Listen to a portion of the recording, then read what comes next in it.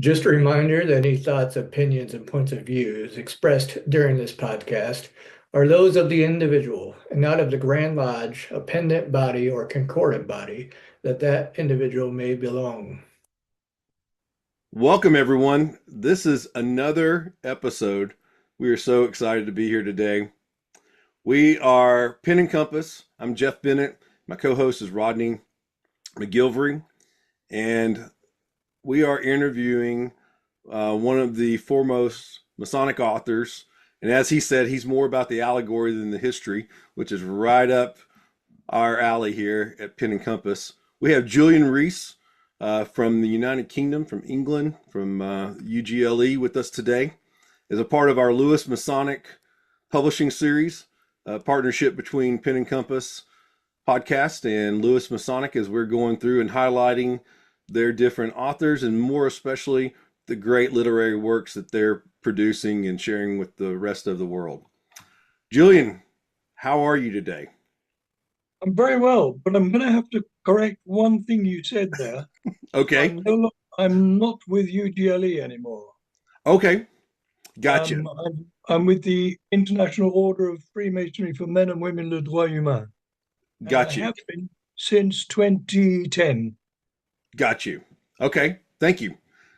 We thought we went over everything in the pre-production meeting, Rodney, and here we are again. I don't know what I'm talking about. So anyway, that's okay. Thank you for that correction, Julian. So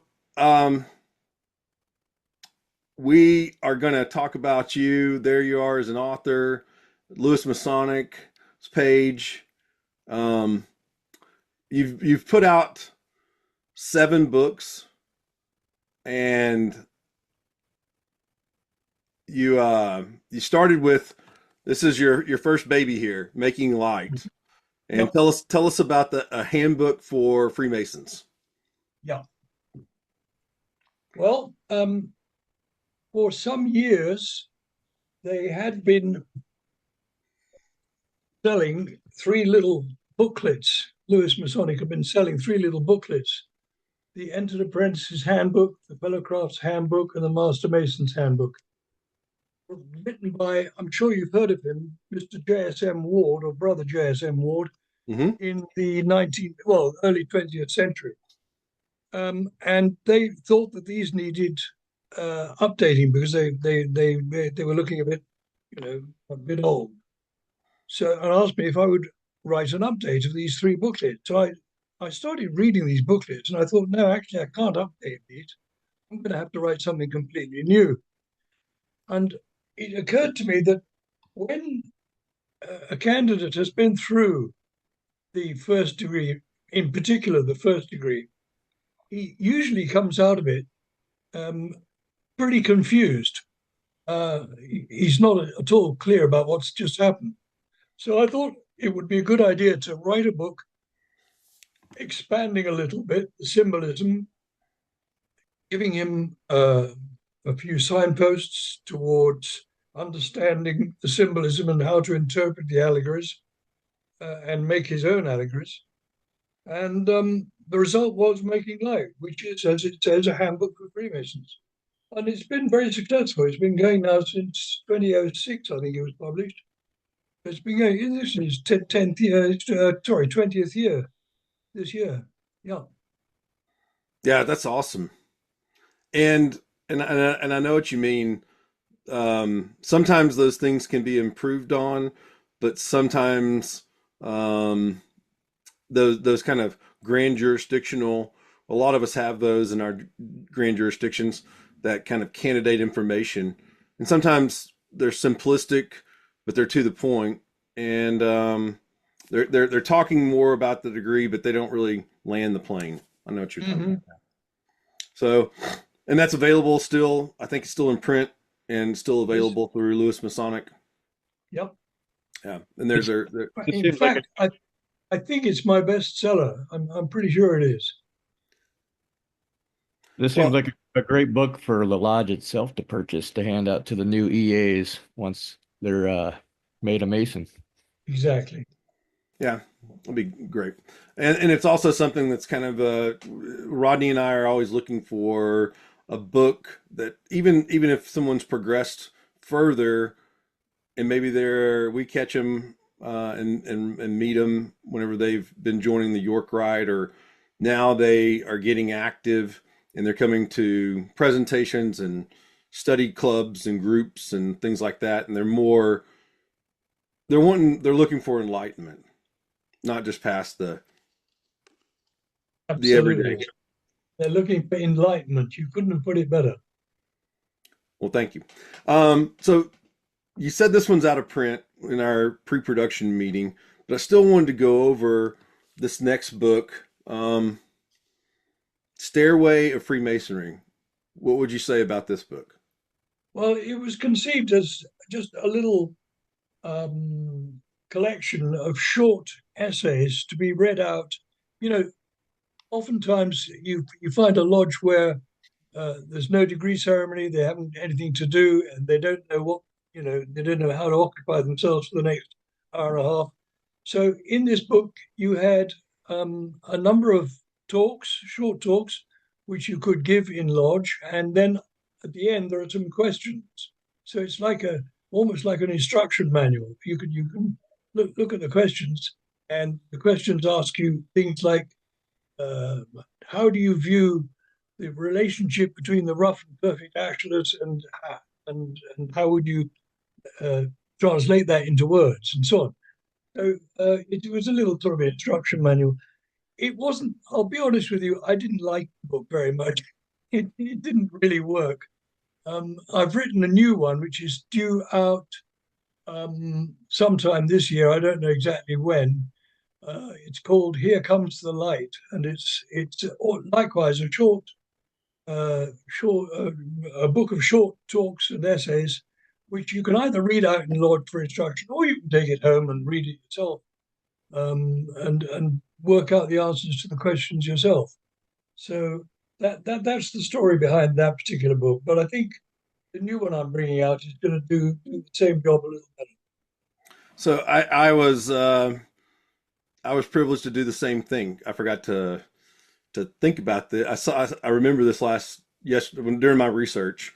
I started there, and for the Grand Royal Arch chapter of Texas, I did the same thing, and I was given a commission by the guy who was Grand High Priest at the time. His name is Clarence Joy Laney, and he came to me and he showed me early on. I was only a Mason about 5 years. I've been a Mason 26 years now. And so it was pretty early on. I had gotten published in the Knights Templar magazine, and he and I were very close. And, in your inner circle, Julian, you get excited about a personal accomplishment. And a lot of times you share that privately, that if you shared it openly, publicly, it would come off with hubris or conceit or something like that. And I shared that with him, and he came back to me and he says, here's what I'd like for you to do. Go find the Masonic Service Association of the United States of America. And since like 1921, they've been writing these short talks. And he goes, they're supposed to be about 10-minute little essays, which was perfect for me. I'm very much of an essay writer. And so I read through some of those, and then I started thinking about our ritual. And actually now a lot of the you and I talked, and Rodney even knows because I've done it for his Royal Arch chapter in Indiana. I do teaching in person and online for almost the last decade on these short talks that I wrote back in 20 years ago. And so it's pretty interesting that you and I have that similar background. And I think that's awesome. And that's also a way that you kind of can start at that local level. If we're talking to someone who's aspiring to be a creative writer or an author, a Masonic educator, like the three of us are. So cool. Well, I would still like to find a copy of it somewhere. Maybe one trickled across the Atlantic Ocean and it's sitting over here in a used bookstore somewhere. Or maybe if you have an extra copy, maybe we can talk about me getting a copy of that. But yeah, email me your address. I'll send you a copy. Yeah, we've got all that. So yeah. So getting on to your next book, you've got, like I said, I think 7 books And this is the third one that came out, or correct me if I'm wrong. This was indeed the third one. Yeah, I think. Yeah. Okay. And tell us a little bit about the structure of this book and the purpose of it and so on and so forth.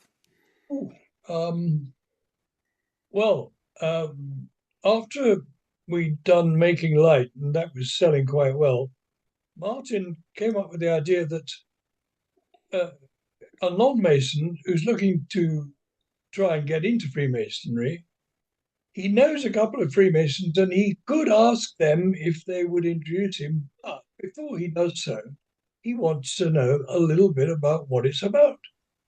So this book is written for just such a man who is looking to be initiated into Freemasonry. But first, before he does, he wants to know what he's letting himself in for. So without um, revealing any so-called secrets, I've set out in there what he can expect. Obviously, I don't go through the ritual. I don't do anything like that. But I tell him in basic terms, first degree is an allegory of birth. In fact, we can think of it in terms of rebirth, when acquisition of light and so on. Second degree is about learning, about knowledge, about traveling in order to learn, to acquire knowledge through traveling, figuratively, metaphorically, or even physically. Okay. And the third one, Maybe even metaphysically. yeah. And the third one is about what happens to us as we approach death. And is death final, or is it a metaphor, or how do we view it? And what is our approach to it? And how do we approach the idea that perhaps we can be reborn? A lesson which we already learned in the first degree, and now it's reinforced for us in the third degree, and so on. So you can So do that. You can do that on a fairly superficial level without giving away any Masonic secrets or without spoiling the ceremony for him later on. And in that book, I also talk about Masonic charities, about the way we look after, in England at least, the way we look after our old people, the way we look after our children, orphans of Freemasons, and so on. So it goes into the charitable side of it as well. But the main thrust is what happens to you when you want to become a Freemason. Rodney, what do you have to say or comment or question out of that?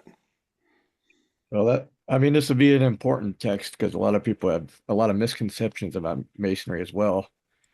So this would give one a great understanding. They might be getting into something that they don't even really know about. So Yeah, this is what I would call the category of literature, or so it's a pre candidate. It's a seeker of knowledge, which is the perfect kind of path to start on. That's probably the first guidepost, kind of the trailhead for a lot of us, to use a metaphor. But this is I can see where, especially Lewis Masonic and a grand jurisdiction, would want to have this as a complementary book to go along with all the kind of the membership books that they produce. So that makes sense. And by the way, for everyone that's watching, if you're not familiar, the owner and longtime em, employee, or he's been a part of Lewis Masonic for decades. That's Martin Fawkes, who you were referencing. So we'll talk a lot about Martin on this particular episode, because he is the one that invited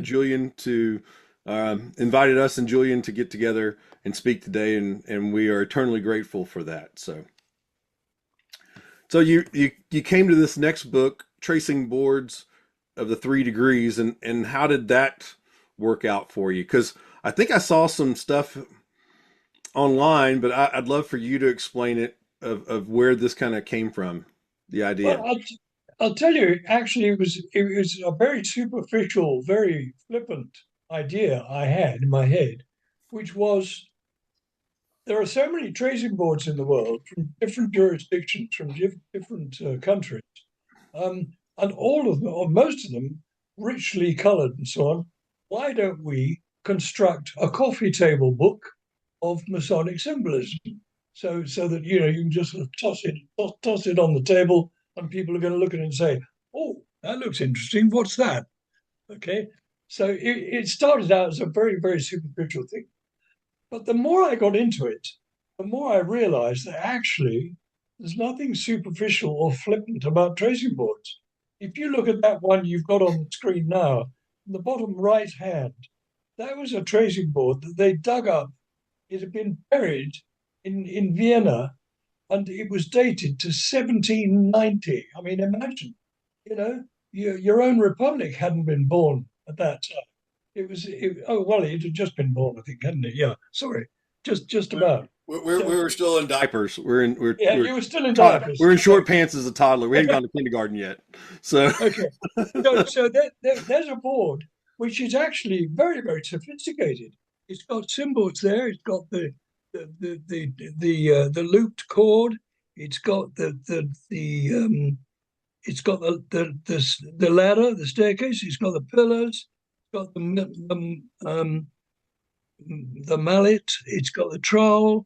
It's got the rough and perfect axles. It's incredible, and the indented tessellated border around the outside. It's an incredible piece of work. Anyway, and you see, actually, the more I got into depicting tracing boards, the more I started to ask myself, hold on, what does this mean? What does that mean? That funny little object down there in the bottom left-hand corner of this or that board, what does that mean? we're gonna break that down in another part of this discussion. Yeah. Okay. So we go over esoteric imagery. Yeah, on our esoteric imagery segment, we're going to get to do that, which is exciting for Rodney and I. No, I'm not stopping your discussion. I love it. I'm just saying, like, yeah, we're gonna take the we're gonna take the parking brake off, and we're gonna put this thing on overdrive. So for sure, hyperdrive. Yeah. Good. So that was the first edition, and so that came out in 20. Oh, wait. Says 2009, like on the information on Amazon and Lewis There Masonic. you go, 2009. Yeah, like so that's been out like a good solid 15 years now. 2009 it came out. Yeah, I remember and that probably was the one that kind of propelled you into being a little bit more of a sought out. I mean, did your speaker gigs? Did your speaking gigs kind of? I was already doing quite a lot of speaking gigs by that time, to be honest. But and my speaking gigs, of course, gave me the opportunity to make a bit more money by selling more books, to be right, perfectly sort of filthy lucre aspect of it. I'm only joking, really. But no, so what? I suppose it did increase my visual image. Notoriety, yeah, your notoriety. Notoriety. Yeah. Like people knew that you were out there, and they were excited about what you were doing. And so it's interesting to note that although it was published in 2009, it wasn't until 2025 that it won the AVDA prize, which we're going to come to later, I guess. We this is all foreshadowing. I love it. It's great literary devices, Julian. Oh, okay. So kind of going on the same thing. So you went from the tracing boards to looking at the individual items used in initiation. Yeah. And this is kind of interesting. I just thought of something that's going on in my life, and also someone that you know here in Texas. But anyway, we'll go into that in a minute. So tell us about ornaments, furniture, and jewels. Well, it occurred to me when I finished the tracing boards book that there were a lot of tools, implements, artistic devices in use in Freemasonry that were not depicted in the lodge. did you know, for instance, that the swastika, far from being a symbol of National Socialism, is actually much more ancient than National Socialism and is an ancient Indian symbol of rebirth. And the Masonic symbolism of it is, if you take the arms apart, I mean, I show you, there's a diagram in the book that I show. If you take the arms apart and rearrange them, they form a perfect rectangle, okay? Which is Right. what? It's the shape of a lodge. I mean, Right. just things like that, which I can't talk about in the context of a tracing board, but I can talk about it in the context of Masonic artifacts, Masonic symbols, Masonic devices. Okay. Yeah. And also, it's very interesting to notice in the different countries. I think I've compared uh, England, USA, continental Europe, France, something like that. The different items in the lodge which are in use. I mean, for instance, the pot of incense is, and the pot of, the pot of incense, which is quite common on American tracing boards and American in America. If you, what's his name? Cross talks a lot about it. Okay, Jeremy Cross. Yep. yeah, right. But you'll be hard put to find references to a pot of incense anywhere in continental Europe or in England, right? So there's something odd for you. And it's in 24. probably 100 out of 100, since we have two Grand Lodges in each jurisdiction. 100 out of 100 out of our monitor, and whenever you get to the Master Mason section of that monitor, the pot of incense is sitting there, as well as probably There you most go. of our grand chapters in North America also. There you go. And the European Freemason would look at that and be really interested because it's the first time he's seen it. Yeah. Okay. Now, there's another one, what the French call the houppe dentelée, which is a cord, is looped and with knots in it. It goes right round the lodge, okay? And this is something peculiarly French, Belgian, and some Scandinavian countries. You won't find it in America. You won't find it in England. Yeah. So I'm talking about things which are specific to different jurisdictions, and that's really quite interesting for Freemasons who've been I don't know stuck in their own jurisdiction all their lives and never visited a foreign lodge. I went So to a lodge in Denmark where they were doing an initiation ceremony. When they led the candidate in, he was not only blindfold, but his hands were tied together. Right? Now that's something which you don't see in any European in any well, I mean that wasn't it? It's Denmark, but not in any Anglo-Saxon lodge, you don't see that. Hands tied together. I mean that's a symbol of slavery, if you like, isn't it? that's a bondage restriction. Yeah, Bondage, exactly. that's massively esoteric and Very. very very very much speaking a message of this is the state that you were metaphysically in as you walked into this ceremony. So going back, like I love the concept. Sorry, Rodney. I knew I was going to talk a lot on this episode. I should just probably stop and apologize. Probably should apologize to You're you fine. beforehand. We're here to talk a lot. Don't worry. Well, Rodney and I get these emails, right? Before, a lot of times we get the emails before they formally invite you from Lewis Masonic. And he sent over this, and I think Rodney and I were working on his book or something, another podcast episode. Anyway, our normal kind of weekly, daily, monthly communications. And this came up, and he was just like, "Oh, I'll just be in the background for that." So, because he was like, "Oh, you're gonna go nuts over this. This is gonna be like one of your best episodes and some of your favorite times here." So, because I'm all about visual symbolism and everything. But so there is, without giving out a lot of stuff. So we are blessed in the U.S. We had those guys that were mainly on the East Coast, and they brought what's called the Allied Masonic degrees of the United States of America to us. And so with that, I think you're aware of the Order of Scarlet Cord and kind of its inception, what, about 30 years ago, 25 years ago in England. And then so we got those degrees. And it's interesting that you bring that up about this rope or cord or string like item encompassing the outer boundary of the initiation space. Yeah. And let's just say that's one of the cool things for me. And I always say to people as they're eligible, or if they ask me, a lot of times we'll because the Order of Scarlet Cord's got some amazing symbolism to it, and some of the things they're used in other parts of Freemasonry, but that particular kind of regalia and everything excites people, especially a certain type of Freemason that's seeking a certain thing.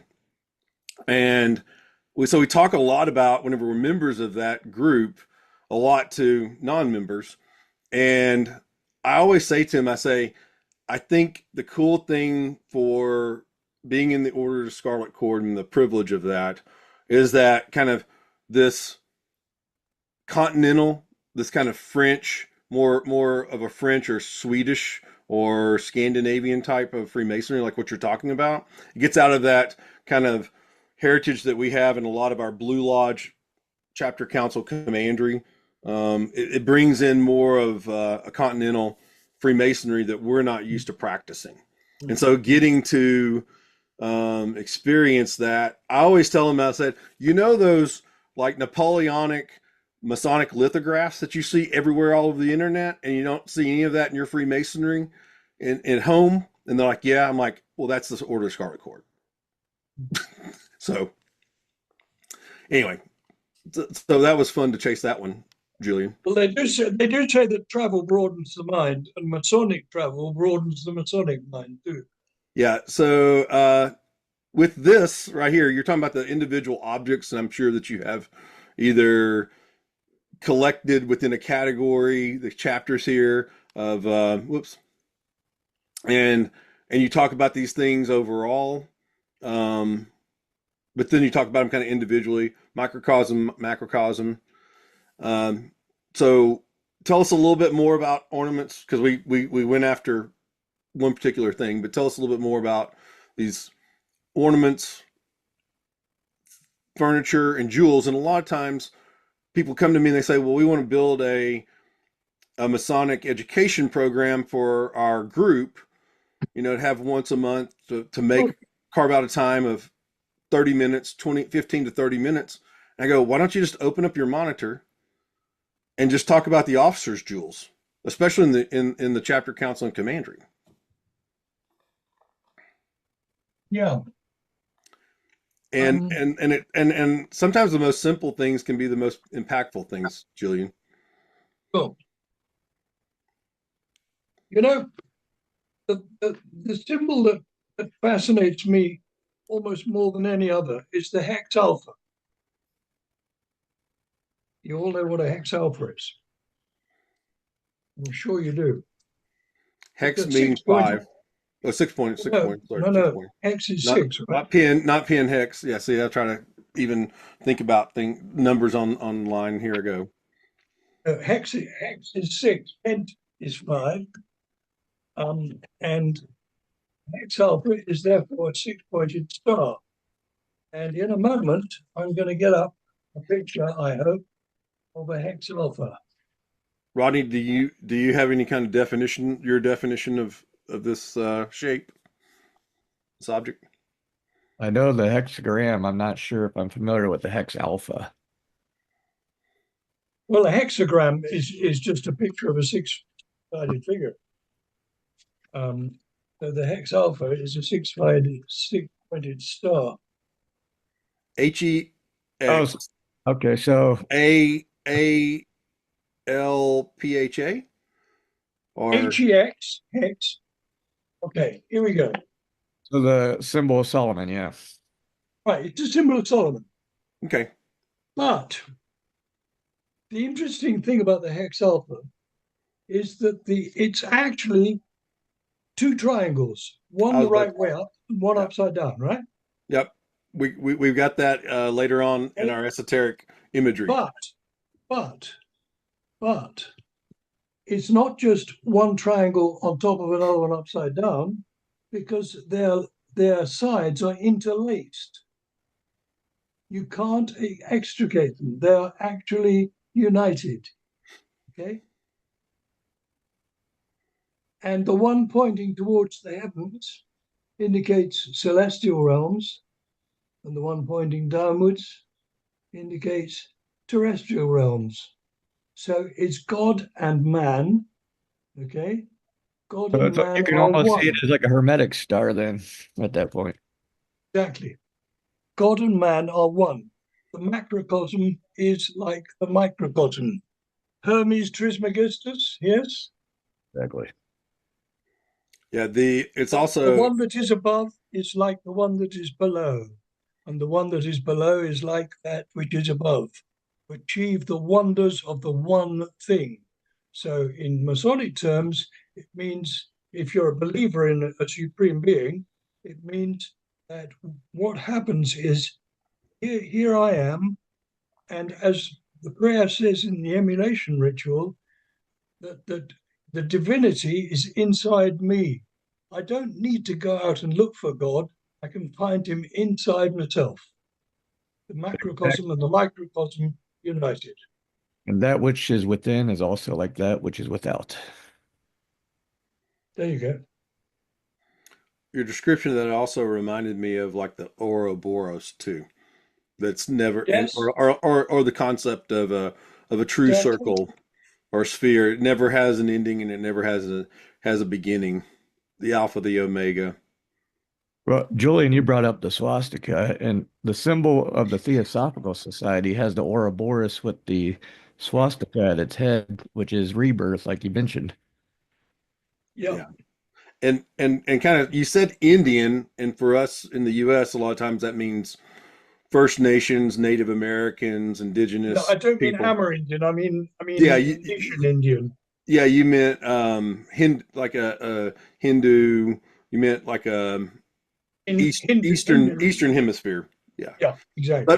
But also I think kind of crazy there is evidence of that same symbol in hieroglyphs and caves and different things that we find in the US Midwest and in the West where these indigenous people were, and it's a heavy in some degrees in some parts of the Scottish Rite work, the ancient accepted Scottish Rite work, and even in the Guthrie Scottish Rite Cathedral temple, there are depictions of that swastika and celebrated as a symbol. It's actually, ironically, it's in the pool room. It's in one of the common kind of. It's not in any of the formal kind of ritual areas. It's in where you hang out and fellowship.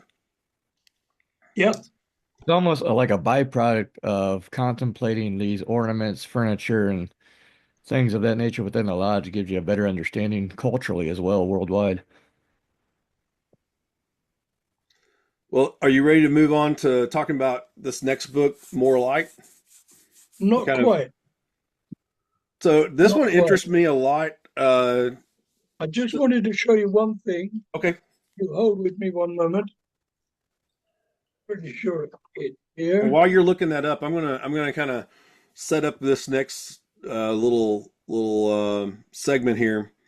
So this book really, on its surface and kind of where it came from, interests me because you collaborated with Darren.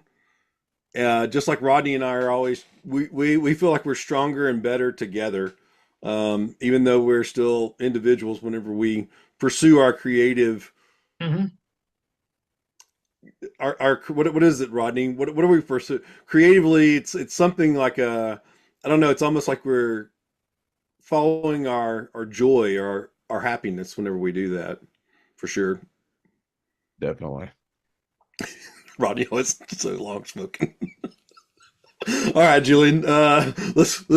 What did you want to show us? We'll pause right here because It I was don't know just what you want to this. show us. It's page 50 of Ornaments, Furniture, and Jewels, and it Okay. Yep. demonstrates There it is. what happens with the arms of the swastika. You take them apart and make a rectangle out of them. Right. But there's Yeah. also kind of But it's but like take one leg of the swastika also makes what we call a gallows cross, a gallows square, right. which in some jurisdictions the master wears a square like that, of which the arms are not equal. Okay, one is shorter than the other. And why? Because the Greek letter G, standing for geometry, is just that, Yeah. Gamma. gamma. Yep. Yeah, College exactly. fraternity. Yeah. Greek letters. College fraternity. That's it. Teach you a thing or two because you had There to you go. memorize it, or otherwise you got yelled at or had to do something stupid. But Also called the full. initiation works. Yep. Say that again, Rodney. Sorry, I talked Called the over. full fault cross. Uh-huh. Which where do you see that symbol at in the lodge over there in England? Because you don't necessarily see that in lodge here in the States. What are you talking about? The gamma?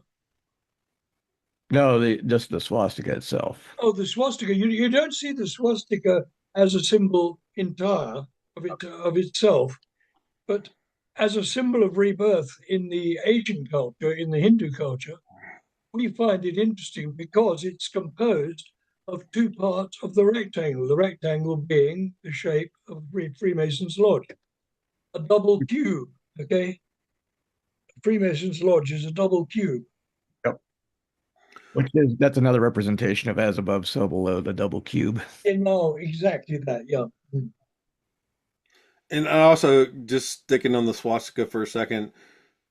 I also, whenever I look at it and I've really contemplated it, I almost see it start to have its own kinetic motion, kind of visually inside of Mm-hmm. me, and I almost see it start kind of spinning around like a pinwheel, and that whole kind of that wheel of life, that wheel of fate, that wheel of fortune, that kind of unfolding of reality coming about.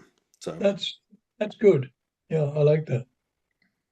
every now and then I land one, Julian. I keep trying. One out of 72. You Well, I said gotta go you. to 73 to get one out of 72. I'm I've been keeping listening score. to you now for over an hour, and you sound as though you know most of the answers.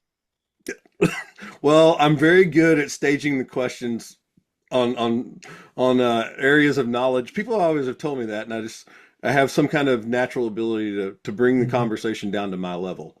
So to keep it interesting for you. So speaking of that, Rodney and I, as you know, to let the cat out of the bag, I guess publicly, Rodney's written a book and second book, and on an alchemical subject matter, and I'm doing my best to help him bring that to life to the level that it deserves. And it looks like you collaborated with Darren years ago. And first of all, I'd like for you to tell us about that experience before you kind of delve into what is More Light about and kind of the purpose of the book. Because Rodney and I are sitting here listening because we need all the help we can and coaching we can get. Sorry, I missed something. You want me to talk about my experience with what? Darren, writing More Light, the book Oh, with Darren. Darren. Yeah, the Darren. collaborative process. A lot of times Yeah, in my old structure of Pen and Compass, I would ask you about collaborating with others and what you yeah, enjoyed yeah. about that and what you got out of it and how you felt like that was a benefit to you. Because Rodney and I totally see that. We're not lone rangers. We're not solo. We're Yeah. not solo artists here for sure. It was in this case. It was actually very simple. Darren understands history. I don't. I understand symbolism and allegory, and Darren only understands them up to a point. So we put our two skills together, and this book was the result. We needed anyway to write a book. You will have observed that the subtitle is Today's Freemasonry for Men and Women. And we needed a book uh, uh, exposing bigender Freemasonry in English because none had ever been written. There were a couple of books in French about bigender Freemasonry, both of them very, very boring, because I've read them and I know. Yeah. In fact, I'm inclined to write my own book in French for them because to make it really interesting. But I'm not going to. I'm too old. But this book here is the result of collaboration of a historian with An esotericist, a an philosopher. allegorist. Yeah. Yeah. Symbolist. Yeah. Whatever you and I are, whatever we try, whatever we aspire to be. Yes. Well, that's interesting because I did research on a lot of these things, and I was like, who's this Darren guy? Because I sometimes know other authors and literary figures around the world, and then sometimes there's just holes.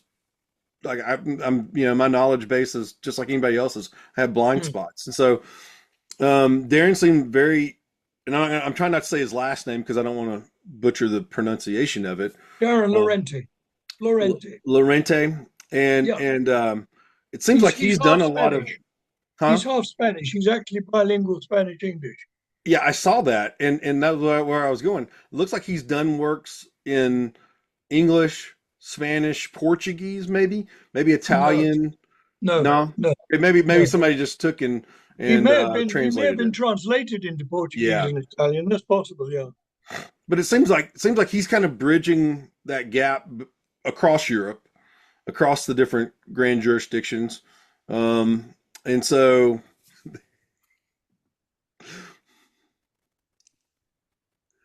Anyway, so have you ever? Right, are you familiar with Darren's work? Okay, I'm still Rodney? listening to you. I know you are. I'm trying to. I'm asking Rodney because I didn't get a chance to talk to him about Darren. Are you familiar with it? Since we're doing this episode, I did dig in a little bit, but this was the first time I encountered Darren. Yeah, I think you and I were at the same Just spot. wanted to show you that. What does that say? I can't read it. The glare. You got the glare of the. What's the name of the book? Well, it's Russian, isn't it? Oh yeah, I remember seeing that also. It's the Russian version of More Light. Right. So how many languages? While we're kind of transitioning here. How many languages do you speak, Julian? Oh, me. I'm English, German, French. I can do those three languages reasonably fluently. I can make my way in Italian, but it's a bit sort of schoolboy Italian. Well, but you know a fair amount of Latin, so that helps with Spanish and Italian. Just like me, I start seeing things in Italian, and it's since we speak so much Spanish and Tejas over here, Estadio de Tejas here in Texas, Spanish has become more prevalent in our culture. It always was here, but it's across the state now more than it ever has been in my 50 years of being blessed to be a resident here. But anyway, citizen. I have a nephew living in Bay City, and we visited him some years ago. So I have had some experience at Tejas. So do you know John Woolsey personally? Have you met John in person? Woolsey. He's Bay City Masonic Lodge. No, I didn't visit Masonically. Okay. I was visiting a nephew of mine who lives in Bay City. Okay. Yeah, just west of Houston. Yep. Houston, Texas. Yep. Yeah. Bay City's not on a bay anywhere. It's very confusing. It's very, very Texan. Very kind of now, how did you get this name? Anyway, so going back to More Light after we chased that rabbit. Going back to More Light, what would you say? Why would someone read the book, and why would you encourage them to do that? Well, if they're not a Freemason, I would encourage them to read it because it dispels some myths about Freemasonry being only for men. If you are a Freemason, I would encourage you to read it because it will expand your knowledge of what Freemasonry is about. We talk there about, when I first went to a bigender lodge, I was blown away by the fact that the quality of the debate was twice what I would have expected in an all-male lodge. It really was. The female input into Masonic debate is quite extraordinary. You wouldn't believe it. Okay, I know a lot of people, especially your side of the Atlantic, will take issue with me about women Freemasons, but trust me, an organization that's dedicated to the perfection of humanity can't really do it when they're excluding half of humanity. Well, Okay, and that's sometimes a joke whenever we talk about Major League Baseball. They're playing the World Series, which now it actually is the World Series because the best players from all over the world play baseball in that yeah, league. yeah, yeah, But yeah. yeah, but and but it's always been a joke. It's like, well, it's 90% U.S. born men that are playing in this baseball league. How can you call it the World Series? Like, Mm-hmm. well, we invented the game. We can call it where we want to. Yeah, So, yeah. but uh, yeah. So Real it's quick, very real interesting. quick, I'm gonna Go ahead. say I'm learning something new here myself because I've always been under the impression that there are women Freemasons over in England, but I was under the impression that they were a separate group within themselves, Okay, so that they okay. Well, yeah. Let me clear that up. There are two grand lodges in England which are for women only, and they've existed. Well, they actually are. They're splinter groups from my order, which is a bigender order. So okay. what happened was in 1902, they founded a bigender lodge in London, which it grew absolutely extraordinary. It was like a mushroom. I mean, before a few years passed, there were lodges, bigender lodges all over England. It had spread to Holland. It went to the USA. Andy Bezant founded lodges in USA with what was his name? Guazio was the first Grand Master of the order in the US. Okay. And Australia, Canada, South Africa, all the English speaking countries. And especially all the British Empire, UK, Exactly. Yeah. yeah, All that. derivative countries are colonized, former colonies. Yeah, get it. Yeah. Exactly. So, so in England at the moment, you've got three systems. You've got UGLE, United Grand Lodge of England, which is by far the biggest. Then you've got the two female-only Grand Lodges, and then you've got our organisation, which is a bigender organisation. So we are supportive and curious. We just have to be careful whenever we do these episodes. Rodney has a pre-recorded disclaimer that we didn't take time to play. He'll mix that into this recording whenever he goes to post-production, and it says something about the opinions on here are our opinions and not any official statements of any grand jurisdictions or groups or elected leadership or anything like that. Mm-hmm. So we don't know a lot. We don't see it a lot um, inside of kind of, I would say, orthodox traditional Freemasonry. Where we do find it is if we kind of go in the paths that Rodney and I are in, as far as stepping a little bit adjacent, I guess would say. No, I'm not going to say outside. I'm going to say adjacent to the overall esoteric community, and you find, you know, you find male, female participants in that, and I've been blessed to be introduced to a few of those here currently in the Well, last handful of years, and so yeah, with that and in so mind, it's interesting to hear that Annie Besant played a major role in this in spreading Mm-hmm. this. She is a great, well-known esoteric Christian. what particular groups that we might recognize was she a part of founding or a major force in? Well, Rodney? she went to Paris in 1890 something and got herself initiated in what was then a groundbreaking bigender lodge in Paris. And she came back and she founded the first bigender lodge in England. However, she was already famous before that as an ardent feminist. She supported, okay, back then, matches, right? Matches, wooden stick matches were made in appalling conditions in badly lit and ventilated factories. And there were girls in these factories who were not being paid enough and who were dying of phosphorus poisoning, okay? And they went on strike, okay? This was absolutely unheard of in those days, in the 1890s, for anybody to go on strike, let alone women. So they went on strike. And Annie Besant supported them and helped them through that and won against their scrupulous employer. So she was an ardent feminist. She did an awful lot for the cause of women, especially working women. She was an esoteric Christian, but Christianity faded away the more she became involved with Freemasonry. And the esotericism took over and supplanted it.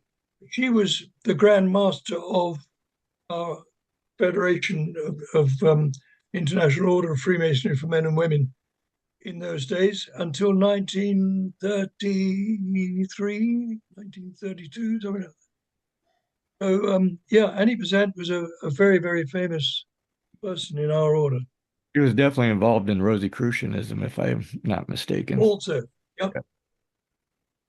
So that's where, as you were unpacking all that, thank you for doing that, by the way, Julian. As you were unpacking all that, and I was hearing about what she was doing, not just kind of theoretically, running around in these esoteric, in these initiatic spaces, like we have some really doing something out in the world to the benefit of humanity. Yeah. And definitely taking care, and definitely had a heart for, it sounds like she wasn't just kind of rabble rousing. She wasn't just making a point. She had No. true purpose there. And Very so, much. and I think in the modern world, you might disagree with someone maybe in their approach or their details or something, but if their motivations are that pure for just wanting to better humanity, you've got to at least respect that to some level. And I think the more as I've kind of started studying these things, and it just flows through everything that I think Rodney and I kind of try to focus on, whether it be for me Christianity, Freemasonry, Rosicrucianism, they're all kind of hit a nexus, or even traditional Judaism, and just all of these things have that what we would call charity, maybe in a Masonic sense, and use that term. But there's also the concept within the Greek, the different Greek variations of the word love, with filio and what's the other one that's not the person to person, the more help me out here, like what's the not eros, but you got filio, eros, and what's the third one? I'm trying to agape. Oh, Agape, I think. Yeah. agape. Agape.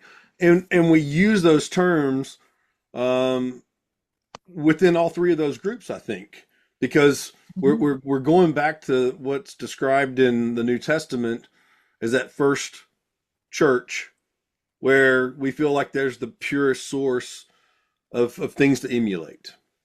Agape is where we got the word charity, which is love in action. Yeah. And Philadelphia is the city of brotherly love. Philosophy is the wisdom of humanity. So it's the love of wisdom. Yeah, the love of wisdom in humanity. Yeah. And so in this etymology, I think Rodney and I both promote, and I'm sure you do too, Julian. I think we're all kind of playing the same tune, maybe on different instruments, but we definitely see this etymology of words and and these historical interpretations, and knowing a little bit of maybe some Latin or some Greek and the concepts behind those, Hebrew, it all helps you to enlighten yourself, to kind of capture that light that you're seeking, that knowledge. Right. I'm going to throw a curveball at you now. This is not the first one. I'm an old catcher, man. I'm an old Okay. baseball catcher. I sat back there and waited for the guy to throw me the ball, and it was in the dirt. Oh well, don't talk about Rodney's book without us talking about Rodney's book. Is that a Masonic symbol or not? I actually some kind of distillation chain, but I'm going to defer to our resident alchemist for that. I'm having a hard time. To me, that looks like some sort of, I don't know, heater of some sort. Describe that, Julian, if you don't mind. I mean, I see a flute It's and a, everything. it's a lamp. Flute. It's a Oh, lamp. I see it. Oh, I see it now. Now that I put on my glasses, I'm not wearing my contacts today. Yeah, so that's the old slide projectors. There it is. Yep, the old ones from the turn of the century, With an 19th oil-filled century. lamp. An oil-filled lamp Yep. inside it. Yeah, Yes. those now look like slides. I couldn't really make out what that was till now. Thank you. But still, we had the heating element going on there, If Rodney. you want to make out what's on the slides, you have to Yep. look at pages 96 onwards of the book, of the tracing boards book. Right. These We are have- from the we have Grand Lodge of something- Iowa. We have something similar here in Indiana. We got those giant projectors that look like giant cannons. Yep. Slides look like those. Yeah, so they Okay. were mounted a lot of times in those big buildings. They were mounted on like a second floor and projected all the way across, like an old movie theater, all the way across on the east, on the Masonic east wall. And it's quite interesting. There's a little it's kind of like organs and a few other things that were used, tools of it or instruments in an initiation that were used. So yeah. So what about more light? Do we want to go on about that more, or are we ready to move on? We'll move on to. Actually, that's not my signature. I don't know who wrote Sorry. that. Okay. It's not me. This is So what you- happens whenever you don't take a lot of time to edit things, but it got the point across. Sorry. Anyway, you want to know about more? No, I think we've covered more light. It's an exposition of bi-gender Freemasonry. It destroys the myth that women were never masons in the old days, stonemasons. They were stonemasons, and it destroys an awful lot of other myths about, Yeah. especially about women. Anybody who's ever studied Mozart's opera, The Magic Flute, will understand the dynamic between men and women when it comes to actually making things work. It's usually the women who succeed in making things work, and the men have to follow on, like a little lapdog. Yes, dear, you got that right. Yes, you're absolutely right. Yes, I'll follow, and so on. So, I mean, think of America in the Wild West in the 19th century, 18th century. It was the women who ruled the roost and made the decisions, and the men had to tag along. So I'm not saying that that's the case today in bi-gender Freemasonry, but at least there's equality, and nobody talks about whether he or she is a man or a woman or what the hell. It's just a Freemason. That's it. And Well, that's a very, I know very since refreshing UGLE was experience, I men can tell you. only, really, since UGLE was men only, it pushed out or it expanded into other groups like the SRIA and the Hermetic Order of the Golden Dawn that included women as well. Anyway, Yeah. so There's. that's what that book is about. It's a good read. Actually, Good. there are some comments in the back. I think in the last chapter, there are comments from individuals. What did you feel after you were initiated or passed or raised? How did the ceremony impact on you? And so there's some very interesting comments by, obviously anonymous. I agreed not to publish their names because they didn't want, for obvious reasons. But they're genuine quotes. I haven't made up a single thing. I can Yeah. I can vouch for them all. So I It's a guess good read. I do recommend you to read it. Of all my books, that's the one that I recommend best. so. I would say I've been privileged to be a part, especially last 4 or 5 years, some groups and some just recently in the last 6 months, and been invited to be a part of things. And this last time I was on I'm very addicted, as we talk about a lot, Julian. It usually comes up in discussion, and I'm addicted to ritual. I always kind of jokingly act like we're at an anonymous group meeting, and I'm Me talking to the too. circle of friends at the safe place, and I say, "Hi, Yeah. I'm Jeff.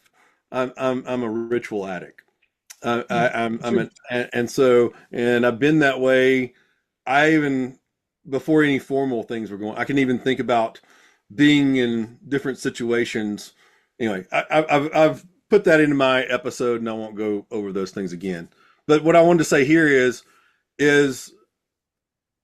I've been in groups that were all male in initiations formally since 1992. So 30 something years. And it was a very different experience without it being a lesser thing, if you know what I mean. It was different. It was more of a pivot to a wider scope than it was like I was having to walk down to a lower level, if you know what I Mm. mean. Whenever I Mm. was in those things, and it meant a lot. I actually I think I saw, not from like the sidelines, but I got to be a part of two different women, ladies. They went through a ceremony that I was a major part of the degree team and had practiced, and we knew that, and we were very cognizant of maybe not, like we said, playing it down, but making sure that we were not just doing the same things that we would do if it was all men in the room, and being enlightened to um, allowing there to be differences, if you know what I mean, Hmm. in I a know exactly positive, what you mean. Yeah. constructive way. So, okay, I had to get that out. Thank you for Yeah. for Yeah. allowing that. So, Freemasonry for the heart and mind. Sketches from an esoteric notebook. I'll tell you what this is. Uh, we had a magazine going in England. It was an independent magazine, not owned by Grand Lodge, called Freemasonry Today. And it was started up by a couple of friends of mine. And they said to me, "We got to find an editor for somewhere. Do you know anybody?" So I said, "What about Tobias Churton? I'm sure Tobias Churton, you know the name." And I rang Toby. I said, "Toby, why don't you apply for the job of editor for this new magazine?" And he did. Long story short, they appointed him editor. And then he rang me in a panic and he said, "Julian, what the hell do I do? I haven't got any articles. They want a magazine. I don't have any writers. Will you write me an article?" So I wrote him an article. That was the first bit of writing I did, actually, and that's what led to all these books. Um, and the first article was a success. So he then gave me my own page for the duration. So every issue that came out, it had a Rees page to it. And where was I going with this story? Oh yeah. So each issue, I had a page. Okay, and this book here, Freemasonry with Heart and Mind, is a compilation of all of the articles I wrote over 14 years or something. It's a hell of a long time, anyway. Um, the articles I wrote, plus some more. I've added some more in there that weren't part of the magazine. And they're just short articles about stuff. Um, I mean, for instance, um, the one story is about I was a member of a German speaking lodge in London. They'd been working in German since 1779, would you believe? Anyway, the secretary there was a guy, a lovely man. I loved him dearly, and he was a great brother. Unfortunately, he's now passed to the Grand Lodge above. And he came to England from Germany in 1935 to study medicine at Cambridge. And the rest of his family all perished in the camps due to the Holocaust. And so Gerard never actually made it back to Germany, and he didn't want to go back to Germany. He had an aversion to the place. But of course, speaking German, he was perfect for this German-speaking lodge.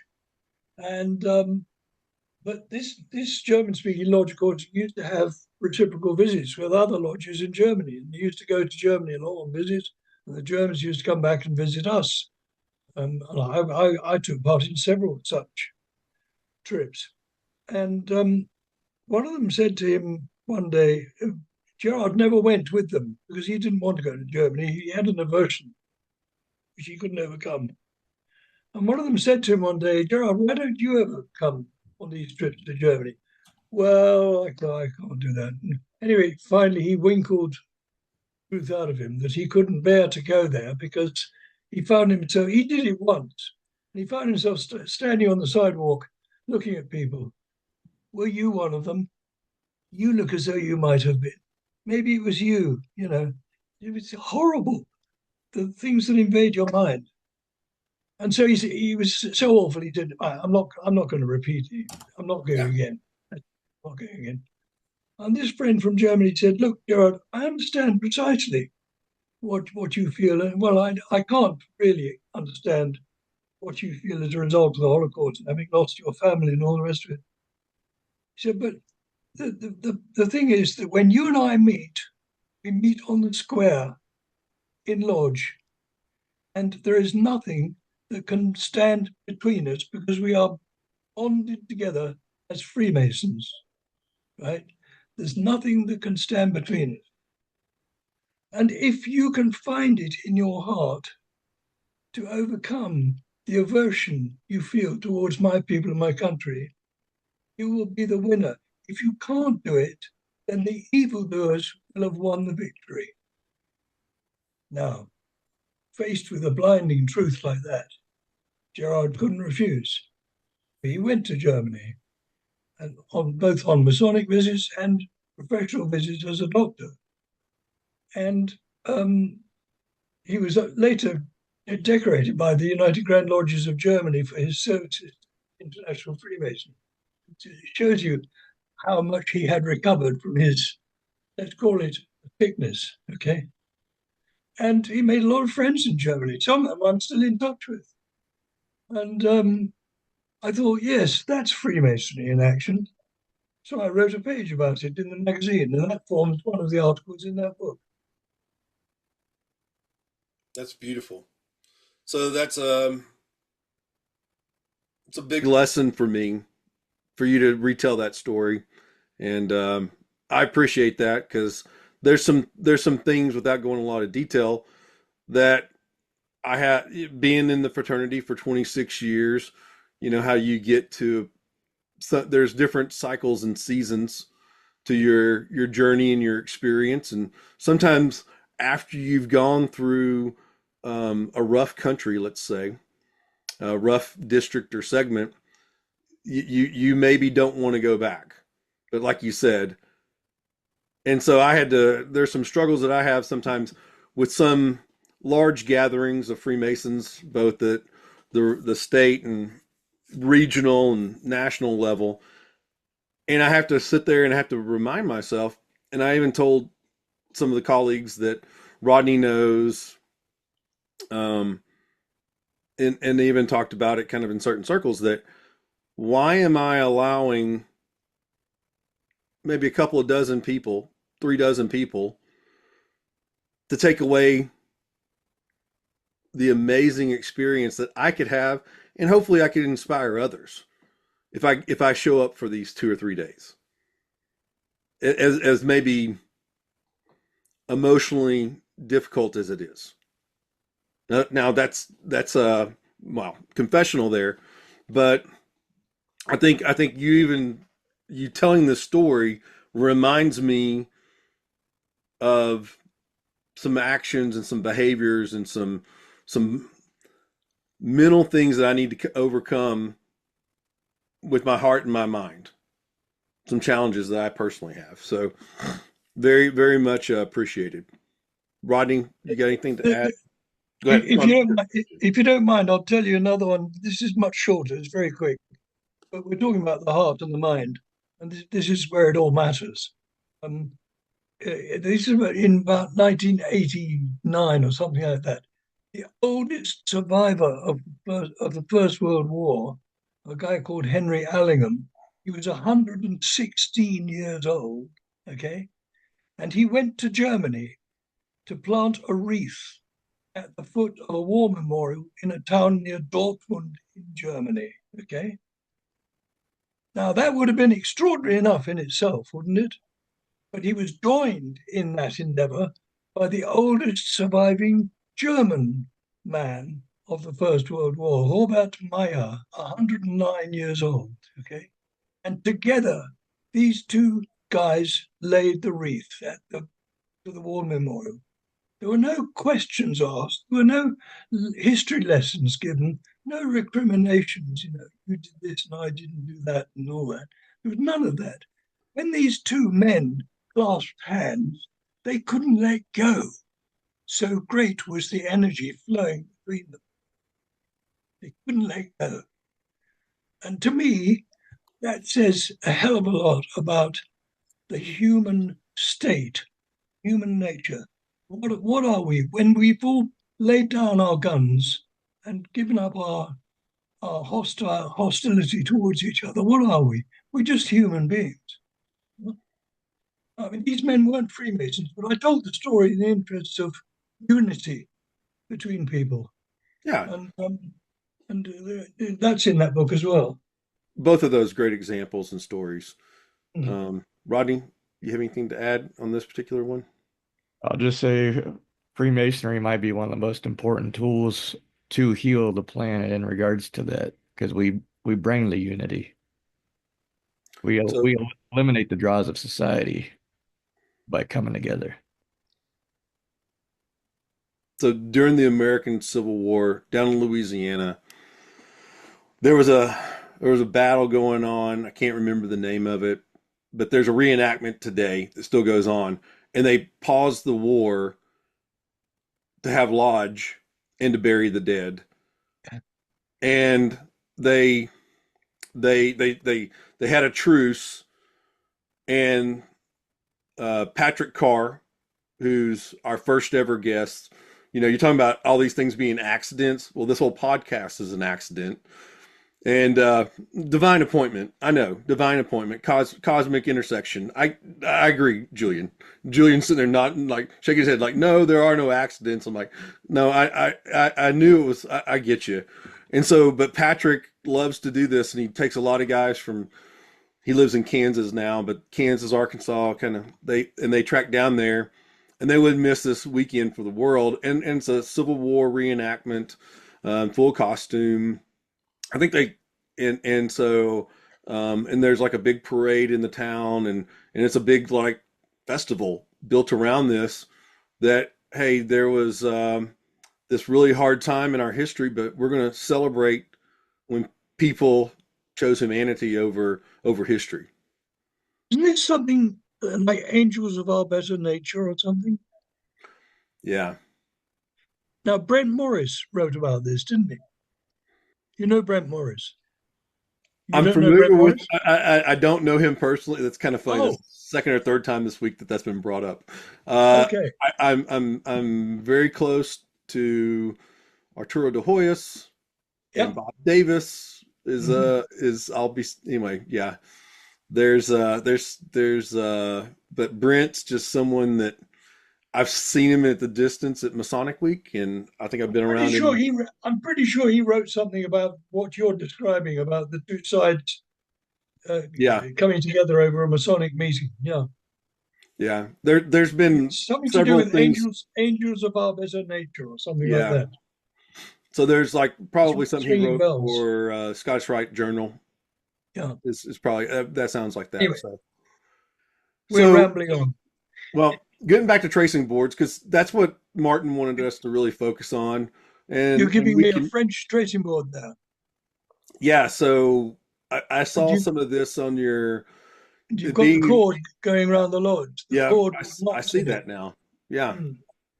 love that. So, and then there's all kinds of things here. There's the columns, the door, the steps, the checkered pavement. And there's 3 windows. Yes. Now, we don't have those in Anglo-Saxon lodges, neither in America nor in England. 3 And windows. one's down at the bottom and one's in the middle and one's atop. Well, no, they're not. They're east, south, and west. True.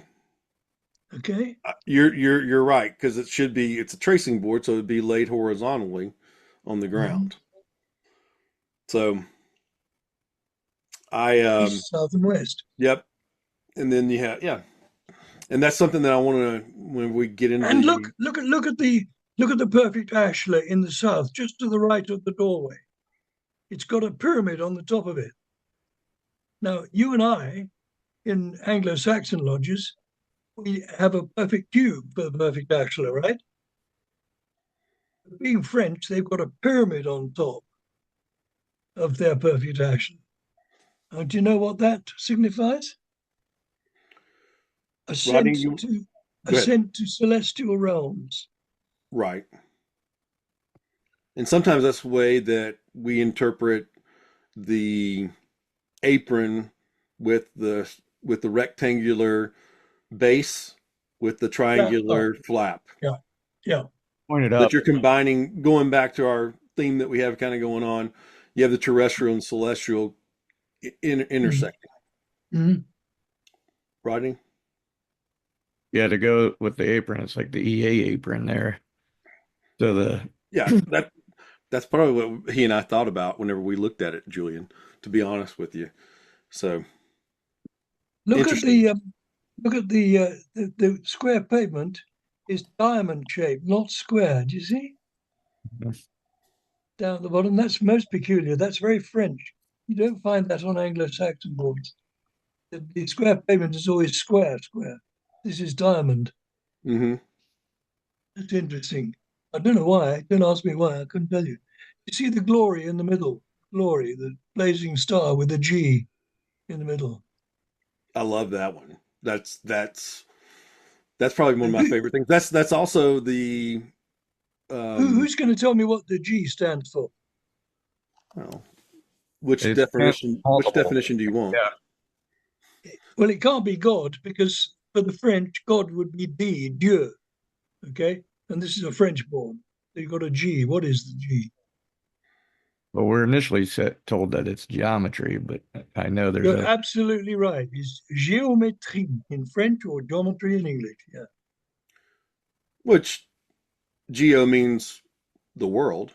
the world, Yeah. measurement Kind of of the world. yeah, Metri, yeah. Yeah, so measuring the so world. if you're the supreme being and you're the grand architect of the universe, or you're the grand artificer of of existence, then you've created everything, and I think you might know the measurements or the angles or a few of those type of things.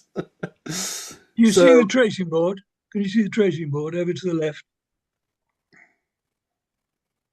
what would you Well, like to point out? you got the G, you got the blazing star. Next Uh-huh. to it, you got the 24-inch gauge. Yeah. Right. And next to it is a board. It's a very primitive looking tracing board. It's Yep. just squares and diagonals. You're talking about a Masonic cipher. No, you would draw a cipher in it, but there's no cipher there. No. Or you could play a game of tic-tac-toe. You could do. Or you could the X down there. I'm sure you could find some way to have a game of chance You with could do that. a payoff. There's Yes. a whole lot of stuff. Now, can Yeah. you see Nord and Süd,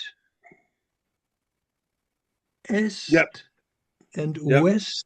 Yep. That's all French, and that's also German terminology there Indeed, yeah. for And the compass Scandinavian, points. yeah. Yep. Mhm. Definitely. I noticed that right off the bat. But going back to the flame, the G, the 5-pointed star with the G with the flames and the rays of Yeah. light. That is where we were talking about the Allied Masonic degrees in the Grand Council of the United States of America, and that's actually the main predominant symbol of the degree of architect. Okay. And so it's the first of a three part system that's architect, grand architect, and superintendent. And the first one is red and gold, and then it moves to the grand architect is blue, and then purple for the superintendent. So I do a presentation where I talk about symbolism amplified, and I after I kind of start it and I start challenging them. Rodney's seen the presentation in person last summer, and kind of in the middle before I transition into doing a guide, like kind of doing an example of an interpretation on a couple of symbols and a certain part of our opening ritual in Texas, closing ritual. I talk about how integral shapes and colors are, and how they're so primary. They're like oxygen to kind of breathing life into symbolism. So, well, so where would you say, even though give us a little, do you have a history of this particular tracing board? That board is probably late 18th, early 19th century French. It's a second degree board. That's all I can tell you about it. But it typifies something which I always point out to people, that it's nothing very three-dimensional about that board. The French were monochrome and unidimensional, okay, whereas the English were more keen to show their artistic. Yeah. And I've got an example of that when we're getting to the esoteric, the tracing board from John Harris's collection. So yeah, exactly. I did notice that. So yeah, there's one in particular that I fixate on pretty heavily, obsess about. So we are going to kind of transition. The reason that we've booked this episode is not only, but the main kind of marching orders, the commission that we had, the invitation that we had, was to talk about your book that's come out. It's won an award here recently, been recognized, and so tracing boards of the 3 degrees, and in Craft Freemasonry Explained. It's a second edition that you've recently put out. It's a reprint, and tell us about that. Tell you about why we did a second edition. Yeah, the second edition, and kind of where the books that you said it gained more popularity in the last couple of years, and it gained more in popularity, and quite by accident, I stumbled across these lantern slides in the Grand Lodge of Iowa. They had them in their library there. Impressive library. I've been there. Yep, it's great. Yeah, and I don't recall the name of the guy who helped me. I acknowledged him in the front of the book. Are you talking about the assistant grand secretary? And I'll tell you. I've got his name probably in my iPhone contacts. He was the one that helped me with my in 2019. I was traveling there for work, and I took a lunch break, let's just say, and I roamed around in their museum part. I didn't go in the library. I love their Art Deco, the 2 lions that are out in front of the. I've got some pictures of that. And Rodney, have you ever been to the Grand Lodge of Iowa's Grand Lodge building there? I can't remember what city it's in. I have not. No, the guy's name is Darrell Fremont. Okay. Darrell Fremont of Iowa. Yeah. Yeah. Don't have a story about him, so that'll shorten this episode by about 20 minutes. So okay. So you went and you've added these all 3 degree slides from the old projectors, yes, like you were showing us a minute ago. Fascinating, all with biblical quotations. I love it.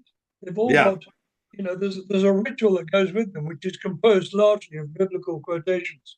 Yeah, I think absolutely lovely. I could read them all the day long. So during that 2009, I do have to tell a story, Rodney. Sorry. No, I'm not sorry. I'm going to do it anyway. Whenever I visited in 2019, I was bouncing around between Iowa and Nebraska on this sales trip, and I was looking up stuff on the internet, and I called in to the Grand Lodge early in the week and said, "Hey, I want to attend this school of instruction. This I think it was like on a Monday or Tuesday night, and one of the lodges was going to be holding a district level like time of instruction for the degree, right? Teaching people how to perform the degree, right? And part of their ritualistic training that they have. And so he said, "Well, I don't know if you're eligible to go to that or not." I said, "Well, if you were putting on those degrees and I was sitting in the lodge whenever it was open and closed, and I'm a master mason from the state of Texas, and Grand Lodge of Texas, Grand Lodge of Iowa recognize each other, why not?" He goes, "Well, if you go and talk to this junior past Grand Master, he's leading it. If he says you can stick around, then it's okay with me." And so, and I was like, okay. And so I went, and there's about 40 people there, Julian. I don't think I've ever told Rodney this story. And it's in an old upstairs 1915 lodge room, beautiful old building, lots of wood, and it's very long, and very narrow kind of space, but it's got like a upstairs gallery. Reminds me a lot of Noblesville, by the way, Rodney, that particular building in Indiana. And so I go in there, and I'm trying to like, yeah, I'm from Texas and happy to be here. Anyway, I get invited to come in. They sit down and they start going into, okay, we're going to put together a degree team. We're going to practice and do a workshop and work on kind of things. And it's going to be stop, start, and everything. And they look and they assign everybody. Everybody gets in their places and stations, and all the officers and degree team. And they go, "We need a candidate." And all of a sudden, I was sitting in the north or the southwest corner, Julian, because I talked too much out in the lobby, and I was one of the last ones to walk in the room, shockingly. And the 47 pairs of eyes look at me from across the room, and like, "We picked that dude from Texas. How about the dude from Texas?" And so I had so much fun, and that's the second time I've gotten to do that. I got to do it also in Lake Charles, Louisiana one night when they were practicing the Grand Lodge of Louisiana degree work. And so I feel like actually I'm a Texas Freemason, a Louisiana Freemason, Master Mason, and also an Iowa Freemason. And the interesting thing was they use different signs of modes of recognition than we use. Oh, And I would and so we're going in, and nobody, I didn't know this, they didn't know this. And so we're going in, and I'm actually physically acting all this out and playing along like I was a candidate at certain times, and they're giving me, I'm like, they're like, say, "Give me the word." And I gave them my word, and they go, "Wrong." They go, "Wrong." And I go, "Well, not in Texas." And so, and the guy playing senior warden basically just said, "Hey man, would you knock that off? This is like throwing me off. I'm trying to do my best job, and you're messing me up." Like, I was like, "Okay, I'll play it straight. Just be quiet." So yeah, I thought you would like that. So yeah, but that's what you get from traveling too. This is also something you talked about. You can't understand this without traveling. I was going to tell you, I was part of a visiting group of English Freemasons to a lodge in New York once, and we turned up there. Obviously, we weren't in Masonic regalia or anything, and they were rehearsing a ceremony. Okay, and we sat there, and it became clear after a while that they needed a candidate, okay, to stand in. So I said, "Well, I'll do it. It'd be quite interesting for me to experience a bit of American ritual. So I'll be candidate." So I was candidate, and we went off all right. We went off afterwards for a beer and all that. Next day, but for the real lodge meeting, we turned up, and I was in my regalia, which is that time past junior Grand Deacon of the United Grand Lodge of England, which is a reasonably high office. They were aghast. They said, "We didn't know you were a grand officer." So what? Well, you you acted with us yesterday, and you acted as candidate. And so, I mean, You were they this lowly candidate. We shocking. wouldn't have ever I done said, that to you if I we'd said, have known. "God, We'd have given you your throne in the Northeast and to enlighten us. Oh, Julian, oh, Julian, oh, Caesar, oh, Julian. Yes, we're not worthy. We're not Wayne's World. Yeah, right, exactly. Yeah, play Queen, Bohemian Rhapsody. Yeah, yeah, I get it. So, wow. Anyway, Yeah. sorry. Look, I'm wasting your time. No, no, no, we're not wasting time at all. I think this is what Pen and Compass is about.